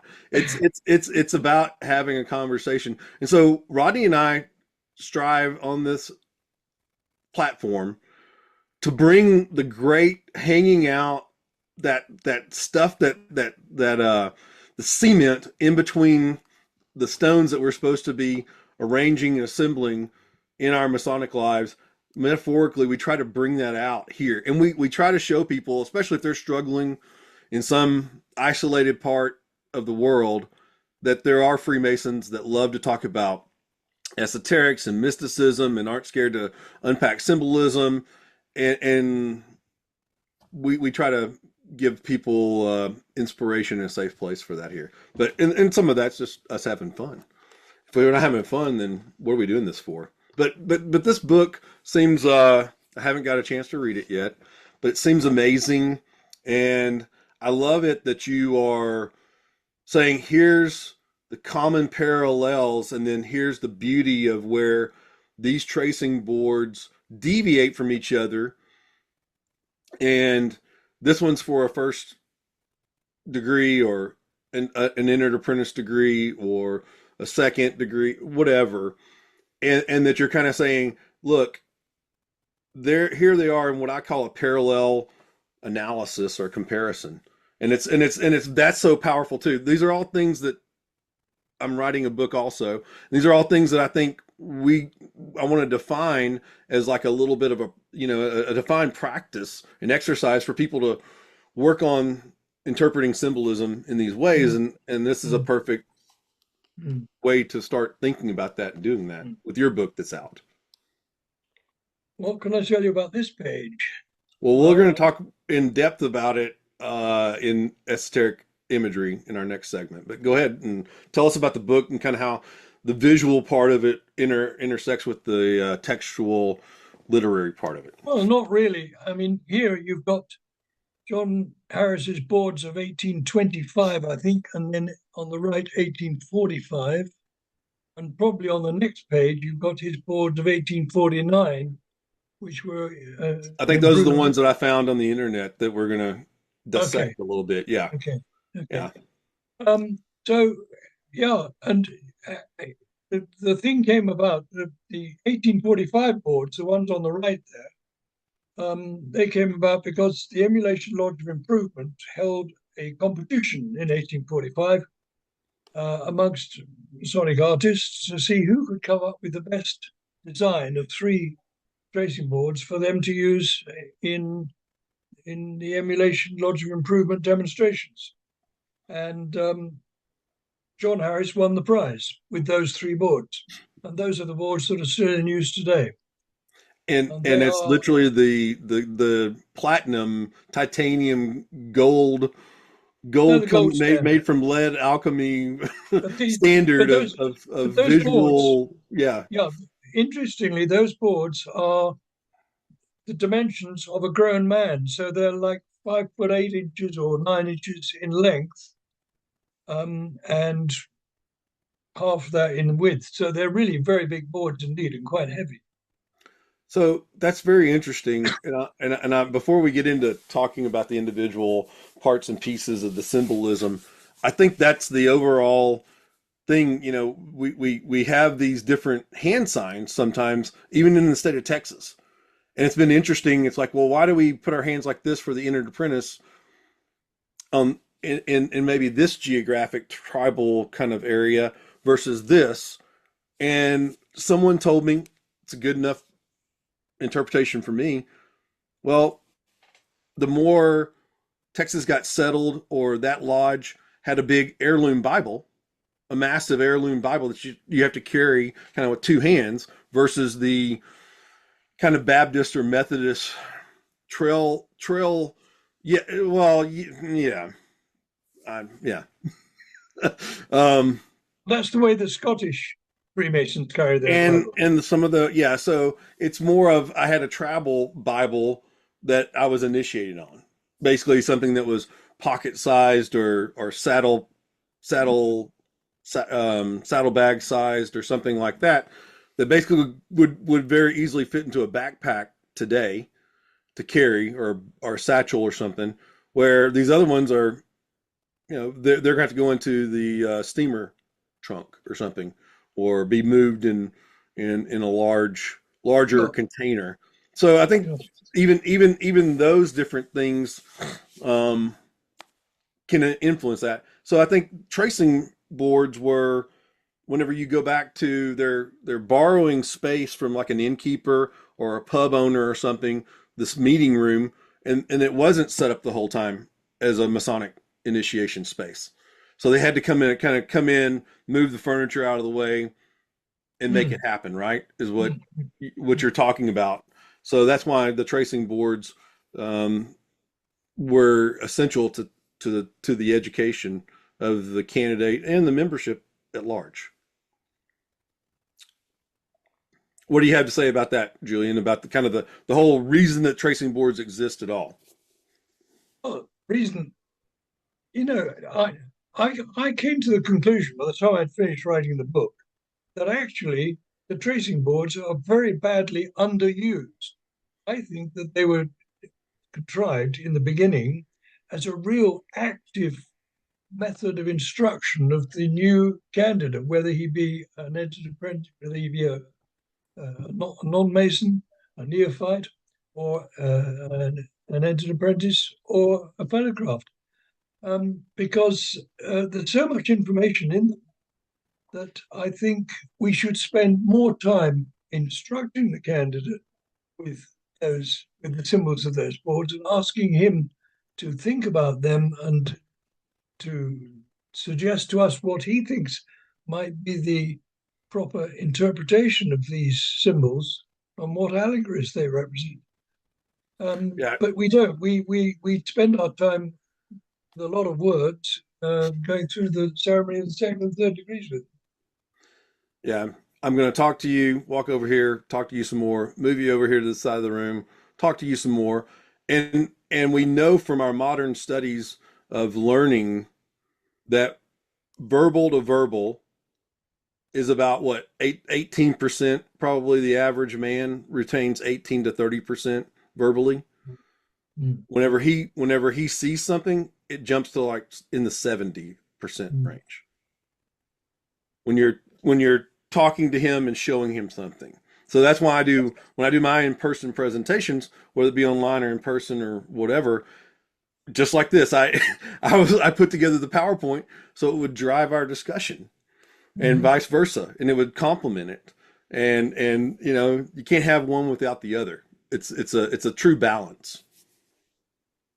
No, Aeschylus, the Greek philosopher in 1500 BC, said something which has always stuck in my mind.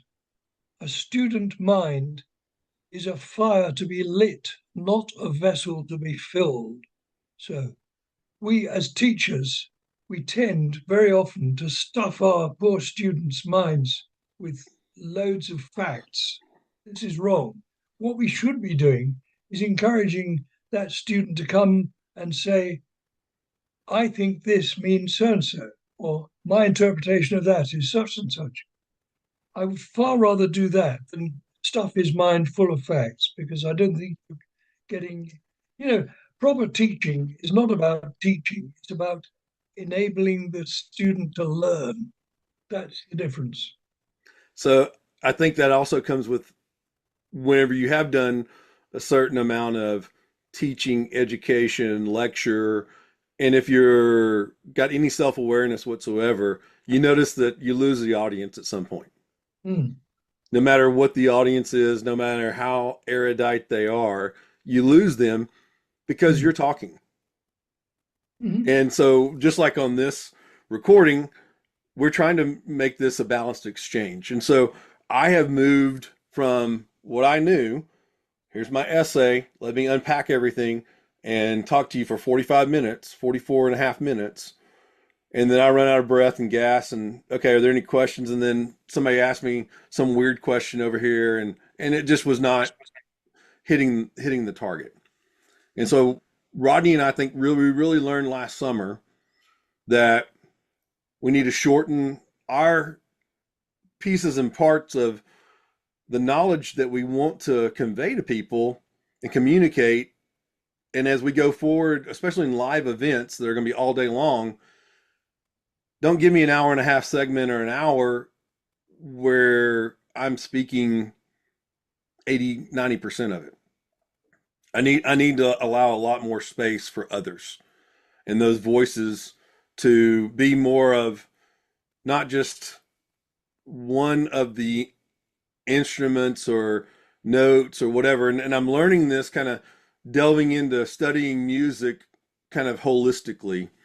And I think it transfers over into interacting with an audience, whether, and especially live. So, but I really can't, man, I can't agree with you more to where they don't care what you know until they know you care. And so yeah. Well, let's talk about maybe puff your ego a little bit here and talk about some of the great things that have happened here lately. We were on the periphery of this. I'll go into that in a minute, but the Grand Lodge of Scotland has an annual event, and tell us a little bit about that while I go through some of these slides. Well, I can't really tell you much about it at all. It's the first time I've attended this event, and I only attended it because I heard they'd made one of my books. It had made it to the three finalists. So the name of the awards is the Arcana Veritas. yep, Arcana, and they're distinction awards, and they're kind of literary, creative things that we celebrate here, and it was like the perfect thing, and it's very ironic how these awards and three particular authors in one category and Pen and Compass all unite kind of in one. It's kind of crazy how that happened. So that was 2025. The ceremony was back in November, and so there was three categories: one for history, one for like kind of essays, white papers is what they called it, but then the one that we care about, because it very much goes into what we try to extol here and lift up, is Masonic philosophy and symbolism. And it was book form. So you had all these finalists, and here's the three guys right here. There's the three very talented Freemasons.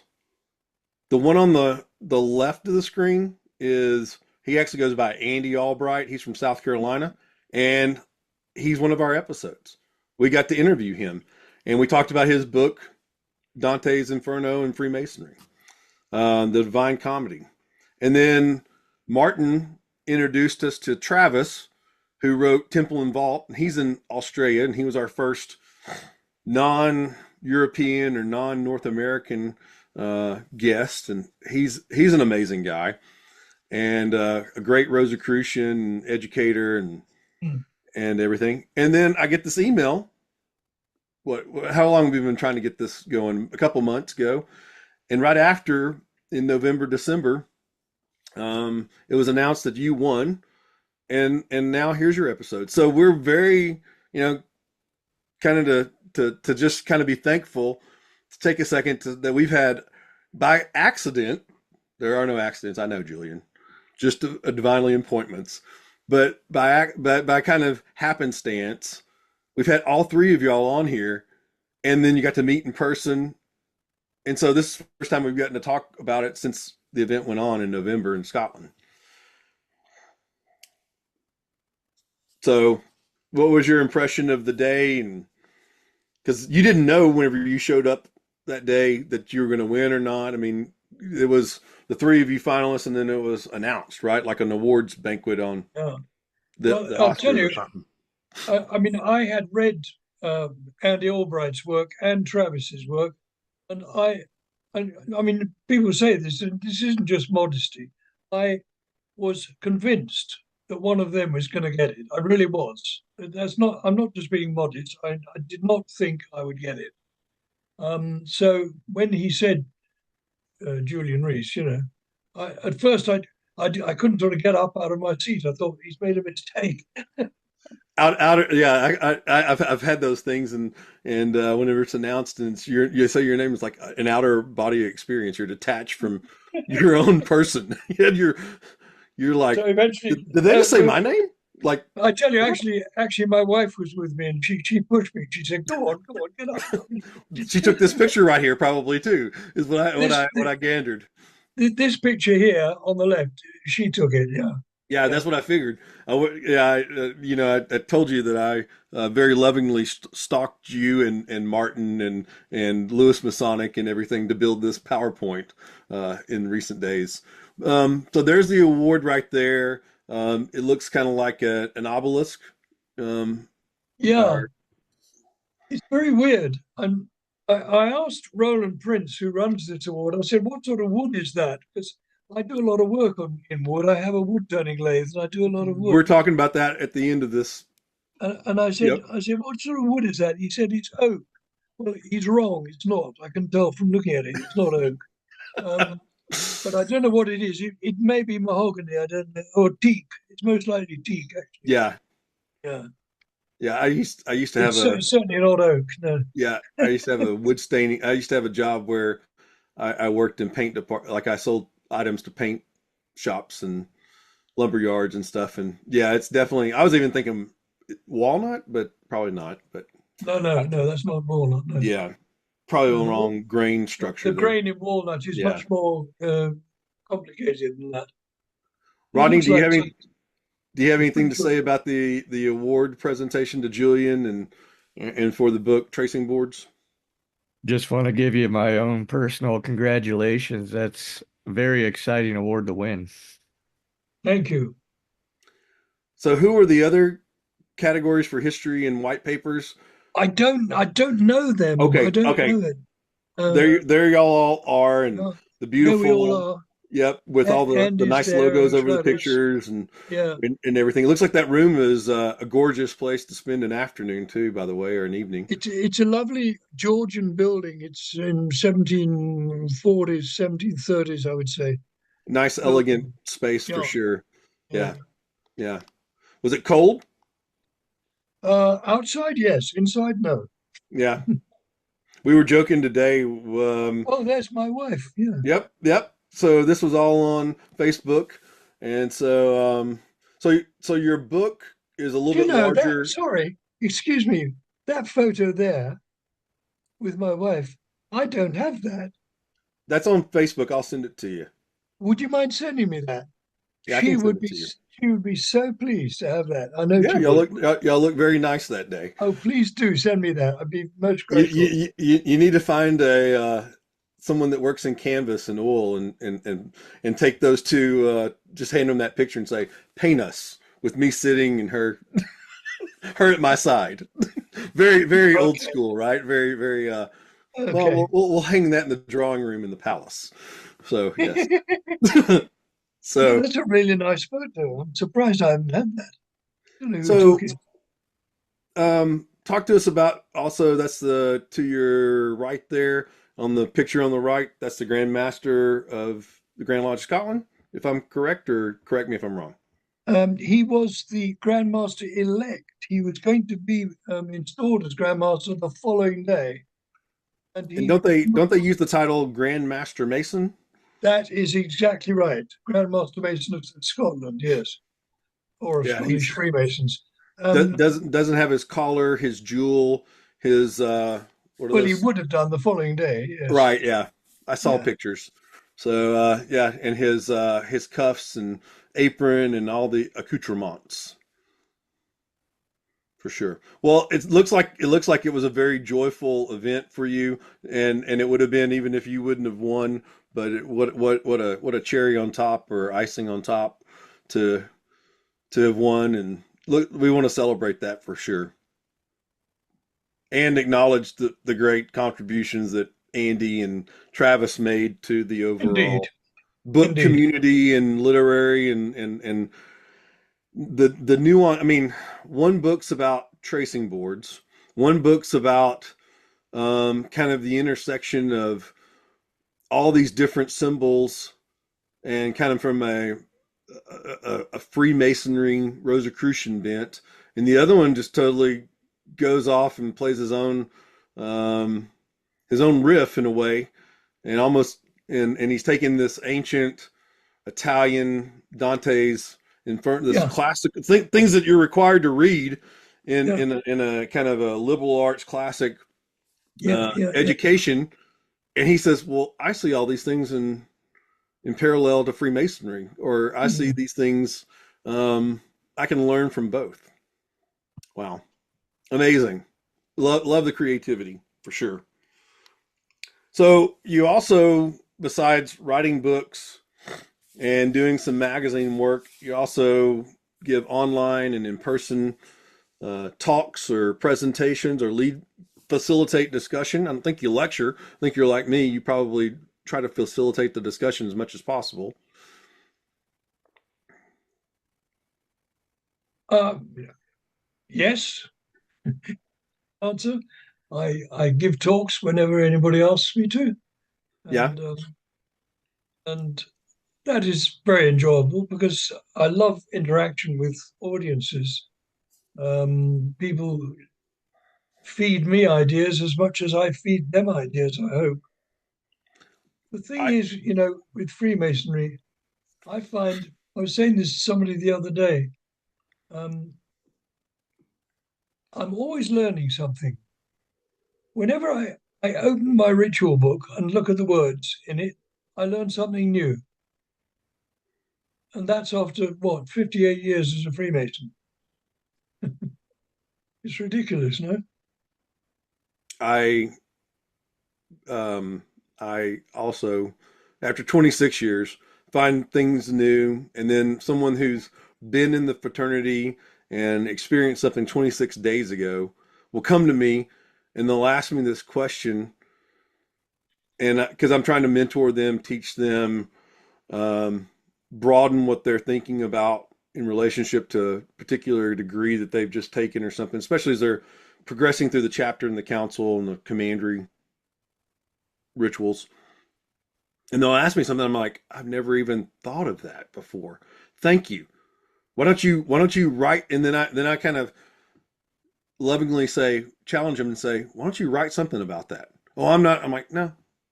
You just what you just voice dictate that very poorly into an app and just put it into words because the rest of the world needs to hear what you just came out of your heart and your mind and your soul. The, the nice thing about my bi-gender Freemasonry is that when we initiate a candidate, before he or she can go forward to the second degree, first of all, he or she has to undergo instruction by a senior member. But most importantly, he or she has to write what we call a piece of architecture, which is anything he or she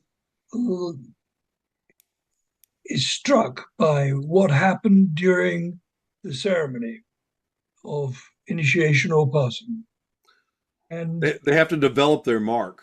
they have to develop their mark and they have to deliver it, stand up and deliver it in lodge, and the rest of the lodge will debate it with him or her afterwards. And if And when you say necessary, debate, would you also say discuss or converse upon?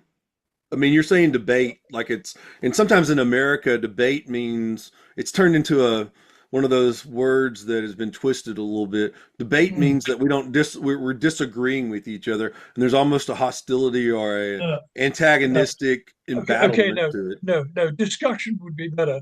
But Yeah, it can turn antagonistic, it can turn that way, and so be it. If you've got something uh, really valid, really relevant to say about that person's piece of yeah. work, which is valid criticism, you come out with it. Yeah. It would be dishonest not to. Right. Yeah, but just because you don't see it that way doesn't mean there's there has to be sprinkled and flavored intolerance there. Oh, sure. Oh, sure. No, Not no. not excuse me, not intolerance, but the application of tolerance is a better way to put it. The important thing is tolerance. Yeah, Yeah, that's the important thing. and that's something that's massively elemental, integral, essential of what Rodney. I want him to say something about this because this is kind of where we're coming back to what our core beliefs are, and you can't interpret symbolism if you know everything because you don't know everything. You're finite.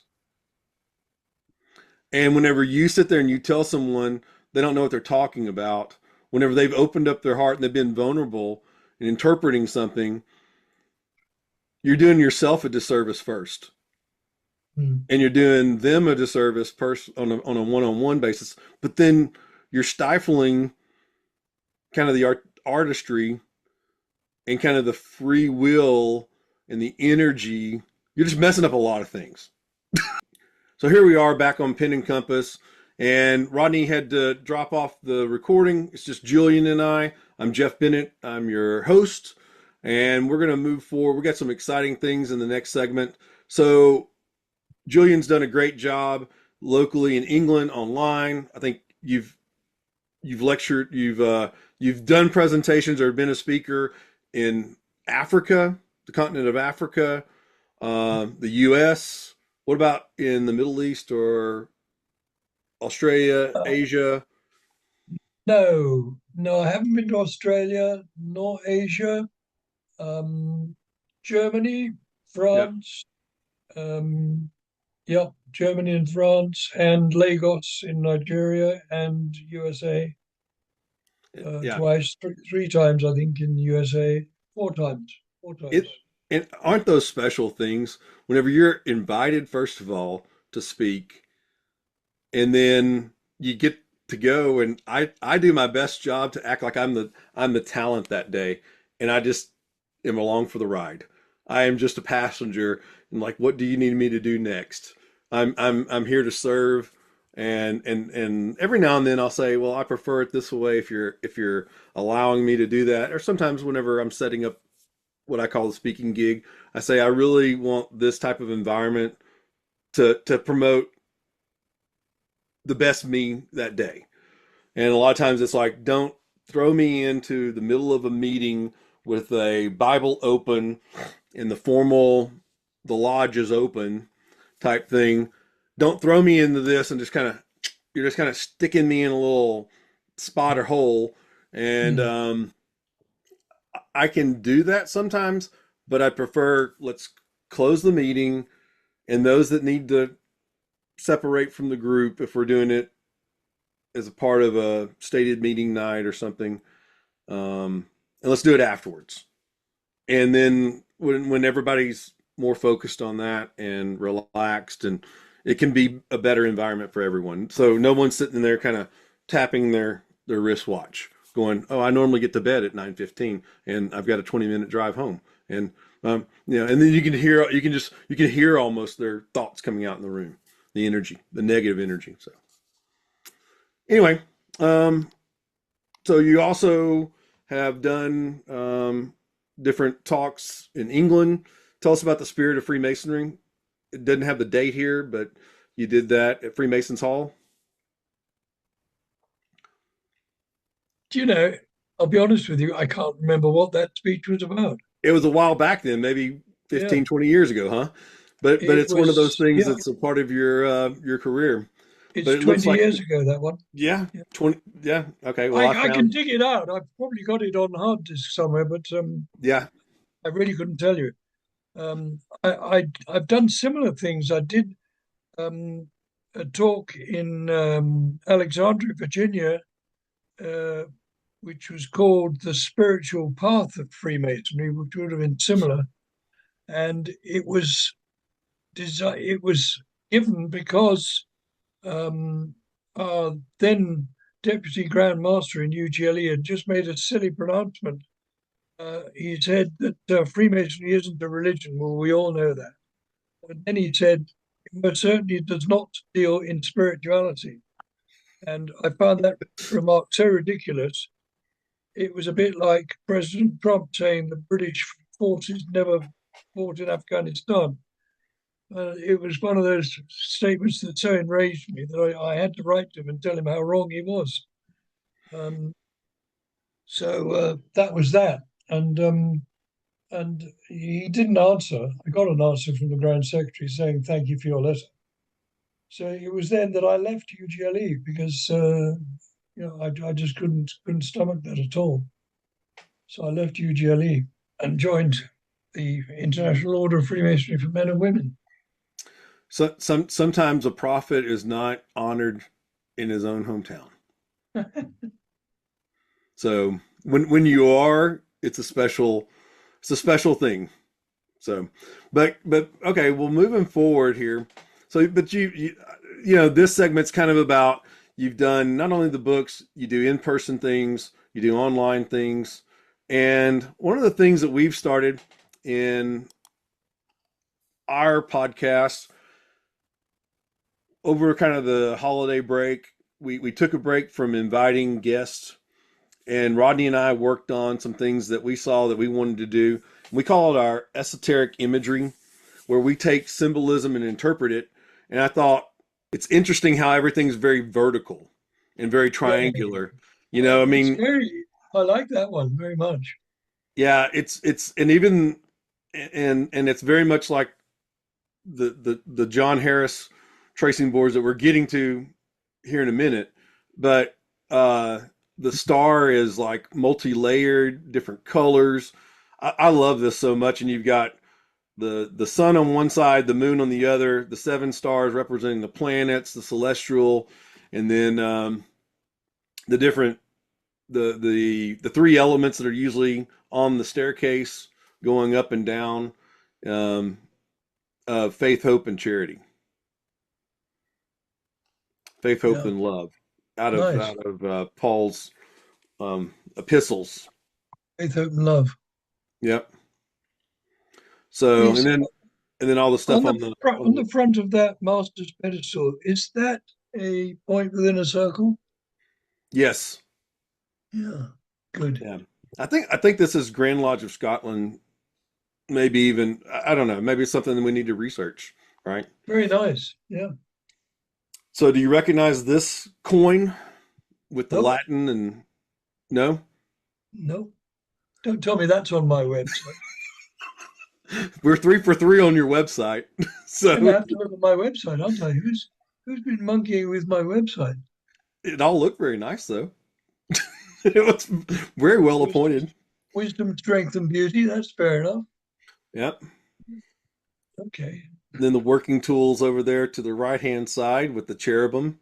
Yep. And the inspiration coming down from the great geometricianer of the universe. Grand geometrician. And then I can't make it out. Again, wait. my glasses. What is that to the? Is that? It's a sea creature of some kind, like a sea serpent, something.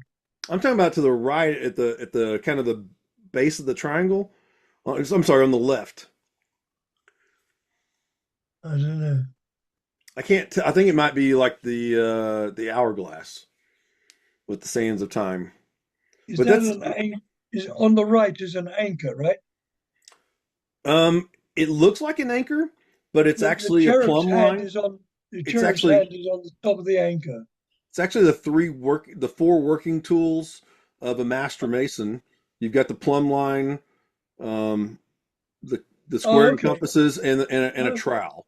Okay, but the way it's arranged, it gives off a second kind of interpretation of an anchor, because but those are kind of anchoring, especially working tools and primary to Freemasonry for sure. Yeah, it looks fluid. And that interprets for you how? How do you interpret that Latin? Well, it depends who's giving the command. Fiat lux, let there be light. Who is giving that command? Who is commanding that? The biblical tradition tells us that, and God said, let there be light. And there was light. It's Genesis, isn't it? It's the creation of the world. Very, very much part of Blue Lodge Freemasonry, and then delves into Yeah, absolutely. other groups also, for sure. Yeah. The other great biblical thing, I'm sure you've seen this, and this was a discovery I made myself in Vienna. The Library and Museum in Freemasonry in London themselves didn't know of the existence of this. A very early, can you see it? Let me put back on the glasses here so I can clarify it a little bit. I see some kind of throne, maybe with a No, cloud coming out. Yeah. Okay. Oh, okay. It's not a throne. It's a mirror with a it's tracing a board tracing board, and on a guys large like and dining guys table. and guys in 18th century costume, Yep. Very Napoleonic. and the speech bubble above them is a speech bubble, Uh-huh. and it's Latin. It says, um, not knowing what it did say, it says, "Lux lucet in tenebris, tenebrae eam non comprehenderunt." The light shines in the darkness, and the darkness did not comprehend it. That's St. John's Gospel, verse 1, chapter 1. Yeah. In the So beginning was the Word, and the Word was with God. The Word was God. Light shines in the darkness. Okay, how did that come about? Because of fiat lux et lux fuit. So showing me now a temple this is from the lantern slides in chapter 6 of my book. And you've got three pillars, one Doric, one Ionic, and one Corinthian. Yeah. and I noticed that it's interesting how one of them doesn't have a square or circular base. It's just Yes. it's just on the foundation. That's the Doric. Yeah. Yeah.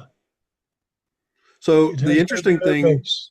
Hmm. you know, the little bit of study that I've done into those orders of architecture or designs or whatever is there's a guy here locally named Mike Malone who's a buddy of mine, and he's actually an architect by trade and training and schooling and everything, and he talks about that the first the Greeks, but going back to the Egyptians, he Israelites, Hebrews, Persians, Babylonians, everyone was trying to, whenever they, even when they were working in stone, they wanted to show this plant life.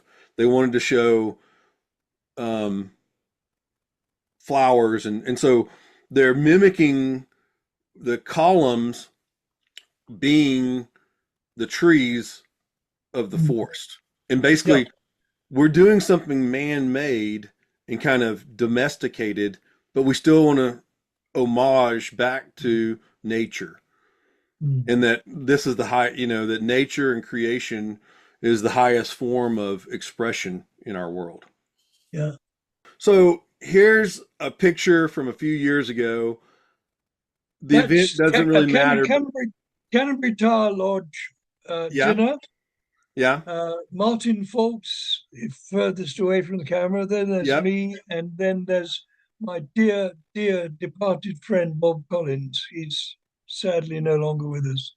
He And died I about knew it a was a year few ago. years back, but this is something that I found to show that your friendship, your companionship, your working relationship with Martin over the years has been it's probably been seminal to both of your successes and to what we know from both of you today.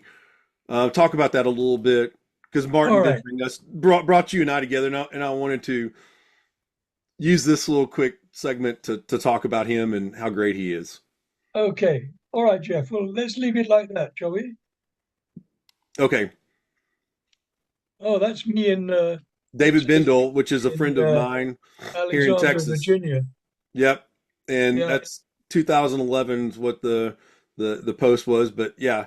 So The all right. guy Well, sitting there, the guy sitting there, which we can't see, is behind is camera sorry? behind the camera. Yeah, who is it? I No, don't no, know. no, on my left.